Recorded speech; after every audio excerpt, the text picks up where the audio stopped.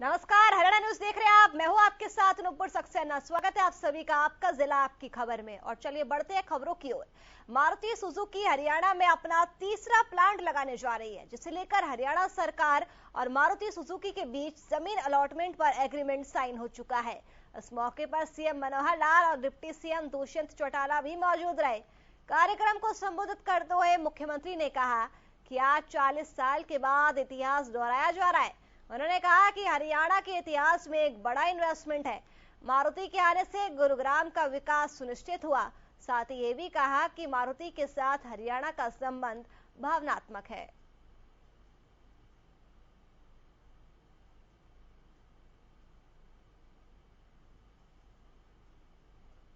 वास्तव में ही आज का ये कार्यक्रम, जिसको मैं कहता हूं कि एक ऐतिहासिक ये कार्यक्रम है, और इस ऐतिहासिक कार्यक्रम में आज एक नया इतिहास बन रहा है। बल्कि बन रहा है ऐसा मैं नहीं कहूंगा कि अपने के इतिहास को 40 साल के बाद दोहरा रहा है।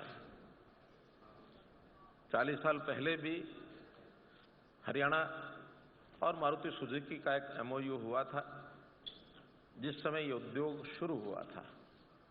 और आज उसकी अगली कड़ी में 40 साल के बाद एक नया एमओयू हुआ, और जिसमें ये 900 एकड़ जमीन जो HSIDC के द्वारा हम लोगों ने उसको एक्वायर किया था, और अब मारुति सुजुकी को अपना अगला प्लांट लगाने के लिए उसको हैंडओवर किया है। आज लगभग 2400 करोड़ रुपया ये हरियाणा सरकार को HSIDC के माध्यम से ये दिया है। और मैं समझता हूं कि हरियाणा के इतिहास में ये सबसे बड़ा ट्रांजैक्शन इस प्रकार का ये हुआ है कि 2400 करोड़ रुपया एक साथ ये सब दिया गया है। मैं कहता हूं एक संबंध जो बनते हैं, अब संबंध इसके प्रकार जो जाने जाते हैं G2G, B2G, B2B, लेकिन हम जो संबंध बनाते हैं अपने H2H, that is heart to heart, ये हमारे संबंध बने। इस नाते से हरियाणा और जापान का रिलेशनशिप, इसके लिए मैं सदा हमेशा आशा करता हूं।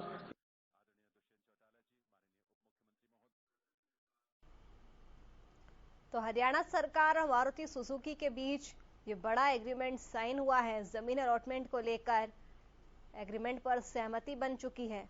तस्वीरें भी आप तक पहुंचा रहे हैं। सीएम मनोहर लाल और डिप्टी सीएम दुष्यंत चौटाला भी इस दौरान मौजूद रहे।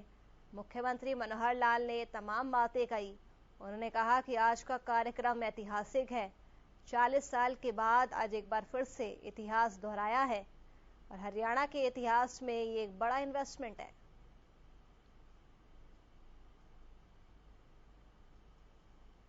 सिरसा के स्थानीय पंचायत भवन में दूसरी बार लोक संपर्क और कष्ट निवारण समिति की बैठक का आयोजन किया गया। इस दौरान स्थानीय निकाय मंत्री डॉक्टर कमल गुप्ता भी बैठक में शामिल हुए। इस बैठक में कुल 14 शिकायतें रखी गई, जिनमें से 10 शिकायतों का मौके पर ही निपटारा किया गया। इस अवसर पर डॉक्टर कमल गुप्ता ने कहा कि कष्ट निवारण समिति की बैठक में पीड़ित व्यक्ति निराश होकर न्याय की उम्मीद में आता है। पीड़ित व्यक्ति को इंसाफ दिलवाना हम सबकी ड्यूटी है। वहीं स्थानीय निकाय और ग्राम पंचायत चुनाव को लेकर पूछे गए सवालों पर निकाय मंत्री डॉक्टर कमल गुप्ता ने कहा कि चुनाव आयोग तैयारी कर रहा है, सरकार भी पूरी तरह से तैयार है।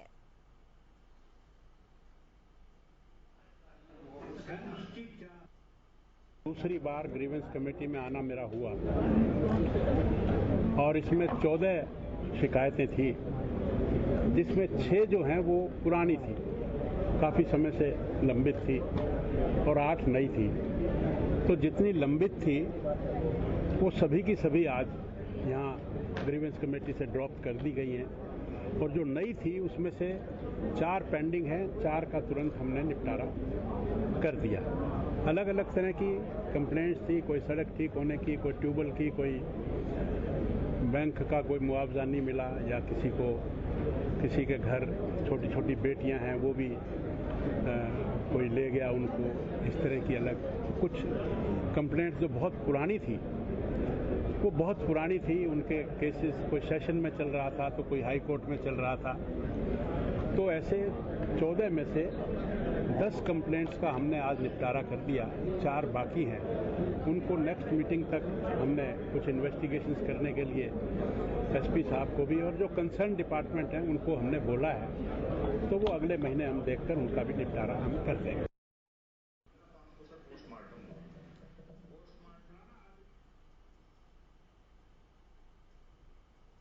हरियाणा रोडवेज की ओर से प्रदेश भर में ई टिकटिंग को लेकर काम शुरू हो चुका है, जिसको लेकर एजेंसी के ट्रेनर्स की ओर से कंडक्टर्स को ट्रेनिंग देने का काम भी शुरू हो चुका है।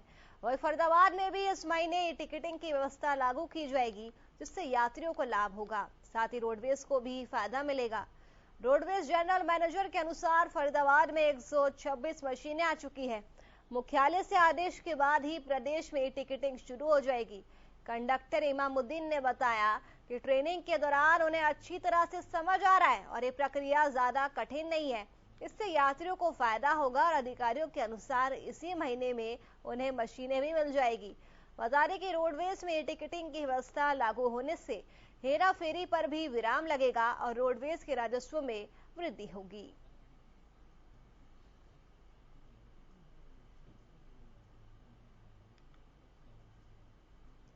पंजाब के मोहाली में बम ब्लास्ट के बाद हरियाणा में अलर्ट जारी कर दिया गया है। इसी को लेकर आज फरीदाबाद सेक्टर 30 के पुलिस लाइन में सफल मॉक ड्रिल का आयोजन किया गया।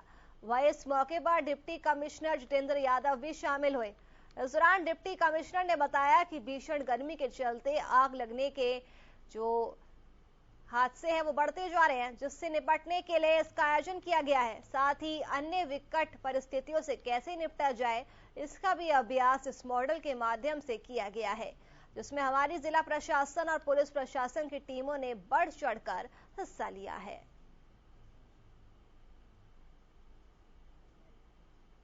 आज हमने यह मॉक ड्रिल की जो हमारा पुलिस लाइन में, तो सबसे पहले मैं सीपी साहब का और हमारे डीसीपी हेडक्वार्टर नीतीश जी का धन्यवाद करूंगा। ये इन्हीं का इनिशिएटिव था। पूरे पुलिस विभाग ने जिस तत्परता से और जिस कोऑर्डिनेशन से काम किया आप सभी ने देखा। डिफरेंट टीम्स, चाहे वो स्वेट हो, हमारे रेड क्रॉस हो, होमगार्ड हो, एसडीआरएफ हो, मेडिकल टीम है, सभी का आपस में तालमेल लगा। फायर का भी आप बात करें तो फायर ने अपना डिस्प्ले किया, अपनी मशीनों का डिस्प्ले किया, अपनी वैन्स का डिस्प्ले किया, तो बहुत अच्छी सक्सेसफुल रही। पर्पस यही है कि इवेंचुअलिटी या कोई भी आपदा कभी भी आ सकती है, तो इस तरह की मॉक ड्रिल्स हम बीच बीच में करते रहेंगे तो हम अपने आप को तैयार रखेंगे। इवन जो हमारे यंत्र हैं या हमारे इंस्ट्रूमेंट्स हैं उनमें भी अननेसेसरी जंग ना लगे और वो रेडी टू यूज़ रहें, वही पर्पस है। नहीं तो कई बार देखा जाता है कि लास्ट टाइम में हम यूज़ करते हैं या तो उसका कोई सामान नहीं मिलता या वो फंक्शन नहीं करती। इस तरह की यदि हर क्वार्टर में एक बार होता रहेगा तो वो भी आदमी भी तैयार रहेगा और मशीन भी तैयार रहेगी। देखिए, जो भी अभी हमें न्यूज़ आ रही है बाहर के डिस्ट्रिक्ट्स की भी, उसमें उसी की तैयारी के चलते हमने काफ़ी जगह हम मॉल्स वगैरह में जितने भी हमारी इंपॉर्टेंट बिल्डिंग्स हैं वहाँ पे हम सारे तरीके से चेक करा रहे हैं, एंटी सैबोटाज चेक करा रहे हैं। उसके बाद हमारी जो स्वॉट टीम्स हैं जिनका प्रदर्शन आज हुआ है वो भी एक तरीके से उनकी कैपेबिलिटी चेक करने के लिए ही हमने ये मॉक ड्रिल कराई है और सारे जोन्स में इन टीम्स का हमने गठन किया है ताकि ये लोग हमेशा तत्पर रहे। कोई भी ऐसी घटना होती है तो हम इसके लिए तैयार रहें। उसके अलावा जो भी हमारा आज का मॉक ड्रिल रहा है इसकी सक्सेस मतलब मैं डीसी सर को भी देना चाहूँगा कि सर ने इतने अच्छे से कोऑर्डिनेशन करके सारे जितने हमारे विभाग थे, भले वो हेल्थ का विभाग हो, फायर का विभाग हो, उन सब का कोऑर्डिनेशन करके इतनी अच्छी ड्रिल हमारी हो पाई। उसके लिए मैं सर को, और वो सर खुद आए, उसके लिए मैं थैंक यू करना चाहूँगा सर को। और हमारा जितना भी कोऑर्डिनेशन है सिविल विभाग के साथ बहुत अच्छे से हो रहा है और कोई भी आपदा के लिए फरीदाबाद पुलिस और एडमिनिस्ट्रेशन पूरी तरीके से तैयार। रादौर में टमाटर के दाम अच्छे मिलने से किसानों में खुशी की लहर छाई हुई है, जिसके चलते किसानों का कहना है कि टमाटर के ऐसे दाम 2.5 साल के बाद मिल रहे हैं। दाम अच्छे होने के चलते टमाटर की खरीद फरोख्त का कारोबार करने वाले व्यापारी भी किसानों के खेतों में डेरा जमाए बैठे हैं और खेतों से ही टमाटर की खरीद फरोख्त कर आगे सब्जी मंडियों में सप्लाई कर रहे हैं।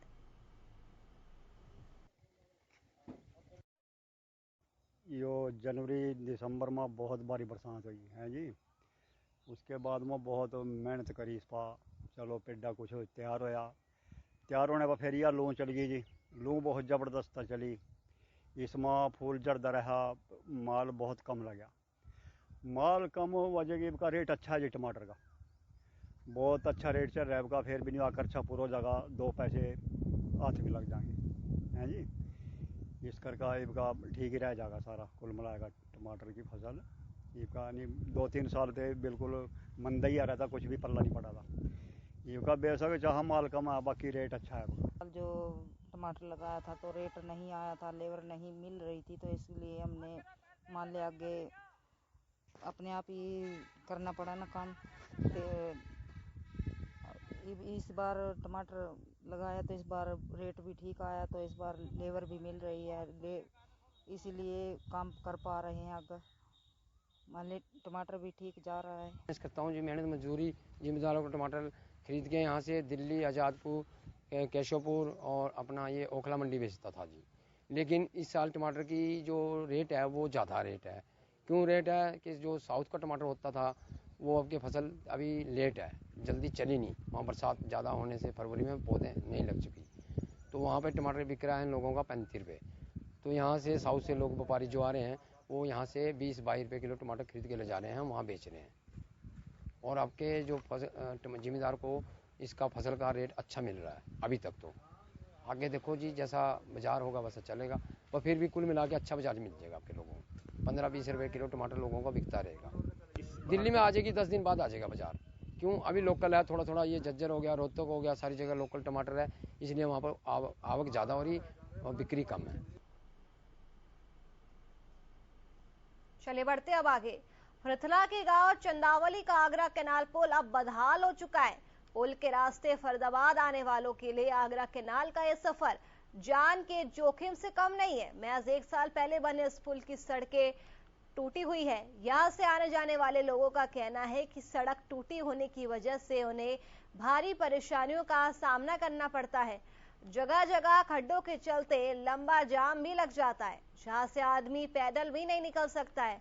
स्थानीय लोगों ने कई बार प्रशासन से इसकी शिकायत भी की है, लेकिन हालात जस के तस बने हुए हैं। तस्वीरों में आप देख सकते हैं सड़क की कितनी जर्जर हालत है, जिसकी वजह से लोगों को भी भारी परेशानियों का सामना करना पड़ता है।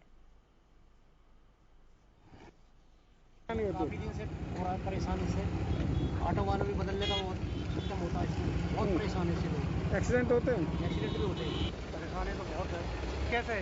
गाड़ी पलटने का डर लगता है? गाड़ी पलटने का डर है। हाँ, किसी को लग जाए। कब से दिक्कत है? दिक्कत तो काफी। सर रोडों का तो बहुत बुरा हाल है इस टाइम में। अब तो ऐसा है कि जब बरसात आती है तो ये नहीं पता चलता है कि खड्डा कहाँ है, कहाँ कैसी सड़क है, कहाँ, मतलब अंदाजे से ही चलाना पड़ता है। और रात में जैसे अंधेरा हो जाता है, दिन में तो चलो दिख जाता है रोड टूटा कहाँ से है, रात में इस रोड की वजह से कहीं भी आप चले जाओ, किसी भी बल्लावड़ में, फरीदाबाद में, हर जगह रोडों का बुरा हाल है। तो रोडों का तो मतलब ऐसा ये हाल ठीक नहीं है।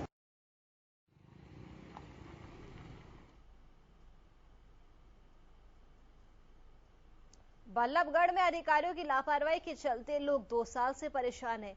बल्लभगढ़ के मोहना रोड पर गंदे पानी के नाले को पक्का किया जाना है, लेकिन पिछले 2 साल से उसको जगह जगह से बंद करके काम तो शुरू कर दिया गया, लेकिन आज तक उस नाले का निर्माण कार्य पूरा नहीं हो पाया है। स्थानीय लोग बदबू और गंदे पानी की समस्या से परेशान हैं। प्रशासन की लेट लतीफी से परेशान लोगों को भविष्य में भी जल्द काम होने की उम्मीद ना के बराबर है।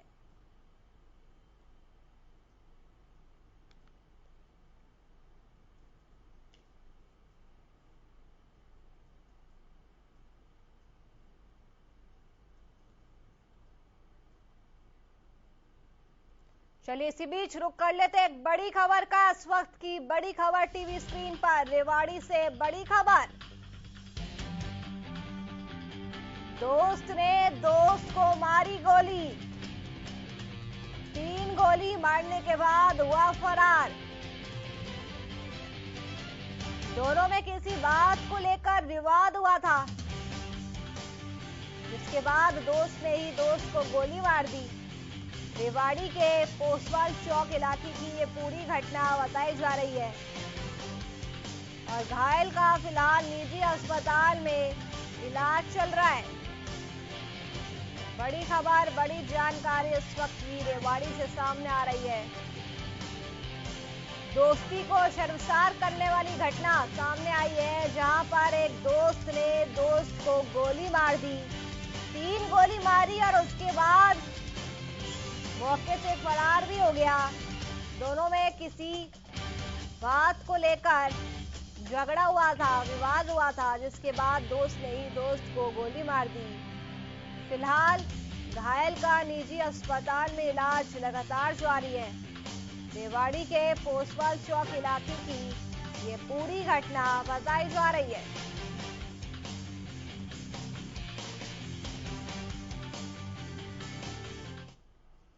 चलिए बढ़ते अब आगे। रोहतक के सर छोटू राम चौक पर हुई लूटपाट की घटना से व्यापारियों में भारी रोष है।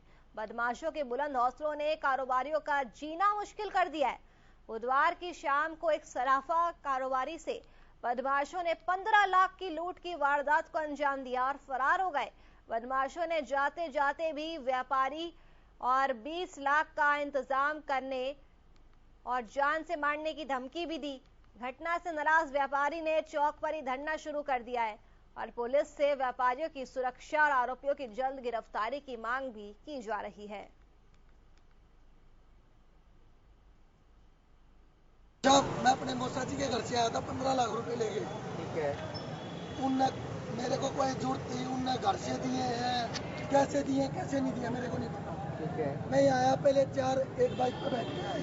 ठीक है। मेरे आगे बाइक लगा दी, मैं उतरा, मगर मरोगे, मेरी गाड़ी स्पीड में थी। ठीक है। उसके बाद 10 आदमी आए इधर से, सकोटा गाड़ी आई, 5 बाद टक्कर मारी, पैसे लेके और भाग गए। कितने रुपए?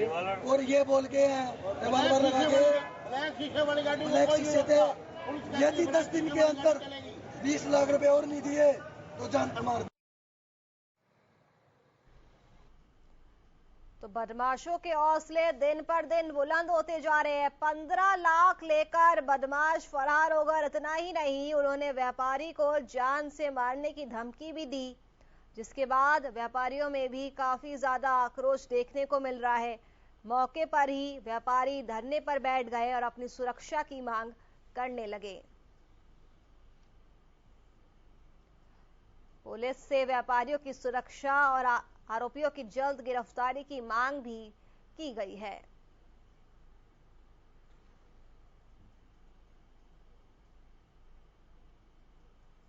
सोनीपत में ट्रैवल बस मालिक और दलालों की गुंडागर्दी का मामला सामने आया है। बता दें कि धड़ल्ले से ओवरलोड होकर बसें चल रही है, जिसका विरोध करने पर लोगों से मारपीट तक की जाती है। वहीं 55 की क्षमता वाली बसों में करीब 120 यात्री बिठाए जा रहे हैं। भीषण गर्मी के कारण कई लोगों की हालत बिगड़ गई, जिस दौरान यात्रियों को विरोध करने पर उनसे मारपीट भी की गई। वहीं महिलाओं से भी मारपीट कर आधे रास्ते में उतार दिया गया, जिसकी तस्वीरें कैमरे में कैद हो गई। सूचना मिलने पर पुलिस मौके पर पहुंची। ऐसे में परिवहन अधिकारी ने बताया कि 175 बसों का चालान किया जा चुका है।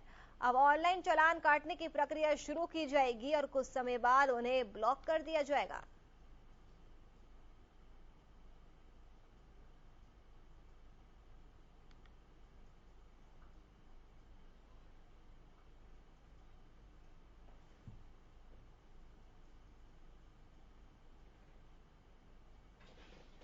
सड़कों पर हवा से बातें करते वाहनों की रफ्तार लगातार लोगों की मौत की रफ्तार बनती जा रही है। कुछ ऐसा ही नजारा बहादुरगढ़ में भी देखने के लिए मिला है, जहां कुंडली मानेसर पलवल एक्सप्रेसवे पर तेज रफ्तार ट्रक सड़क किनारे सो रहे मजदूरों पर मौत का कहर बनकर चढ़ गया। ये रिपोर्ट देखिए।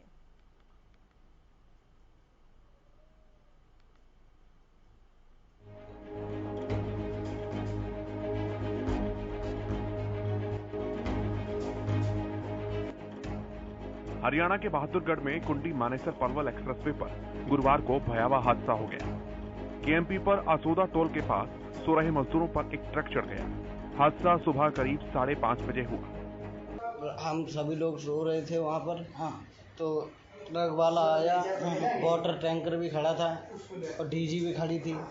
तो वो सीधा ट्रक लेकर के आया, पहले वाटर टैंकर में दिया, फिर डीजी में सीधा ले जा करके हमारे बंदे जो पड़े थे उधर से ले जा करके सीधा उनके ऊपर से चढ़ा करके और टकरा गया उसमें। बस सभी 3-4 लोग खत्म हो गए। दरअसल मजदूर केएमपी की मरम्मत में जुटे थे। इसके बाद देर रात तक काम करने के बाद थककर सभी मजदूर वहीं सो गए। उसी समय बहादुरगढ़ में कुंडली मानेसर पलवल एक्सप्रेसवे पर सो रहे प्रवासी मजदूरों के ऊपर तेज रफ्तार ट्रक चढ़ गया। हम लोग सो रहे थे और ट्रक वाला सीधा ले चला। सेफ्टी भी थी, मतलब आगे बंद था, रोड आधा बंद था आधा चल रहा था। और वो साला सुबह 6 बजे करीब सीधा चलाया सीधा। पानी का टैंक भी खड़ा था ऐसा। तो हम लोग सो गए, हमने कि क्या एक टैंक भी खड़ा है ये। इस हादसे में 3 की मौके पर ही मौत हो गई, जबकि 11 मजदूर गंभीर रूप से घायल हो गए। सुबह करीब 5:10 पे कंट्रोल को ERV के माध्यम से डायल 112 पे कॉल आई थी कि एक्सीडेंट हुआ है MP के ऊपर।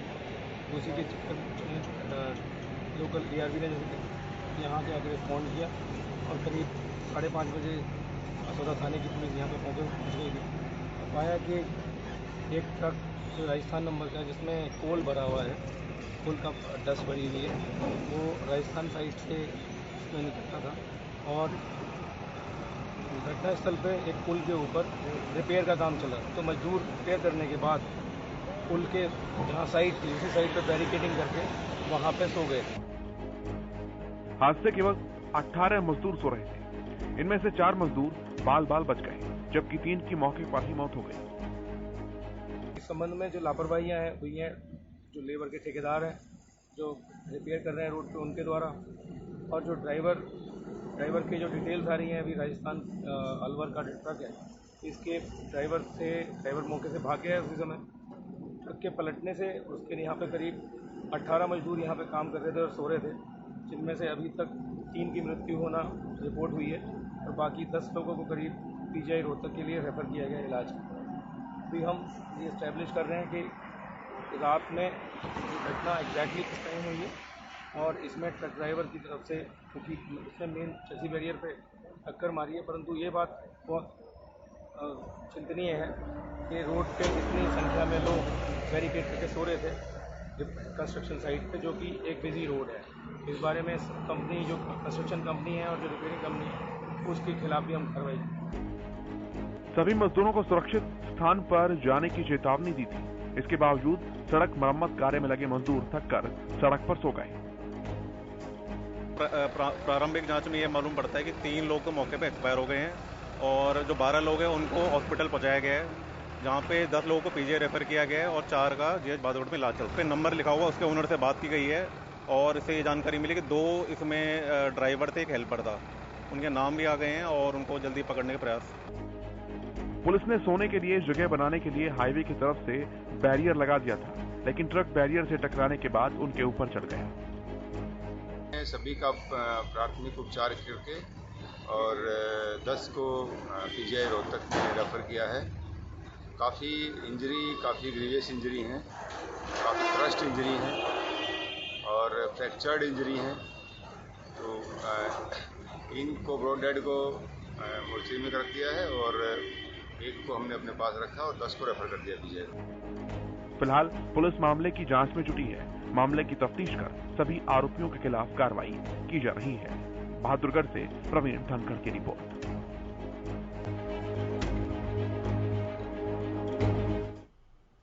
इसी बीच रुक कर लेते एक बड़ी खबर का। इस वक्त की बड़ी खबर टीवी स्क्रीन पर। करनाल से इस वक्त की बड़ी खबर। 2 संदिग्धों की करनाल कोर्ट में हुई पेशी। दोनों को 27 मई तक न्यायिक हिरासत में भेजा गया है। बड़ी खबर, बड़ी जानकारी। दोनों को तेलंगाना लेकर गई थी करनाल पुलिस। बता दें कि करनाल से 4 संदिग्धों को पुलिस ने पकड़ा था। रिमांड के दौरान कई बड़े खुलासे कर चुके हैं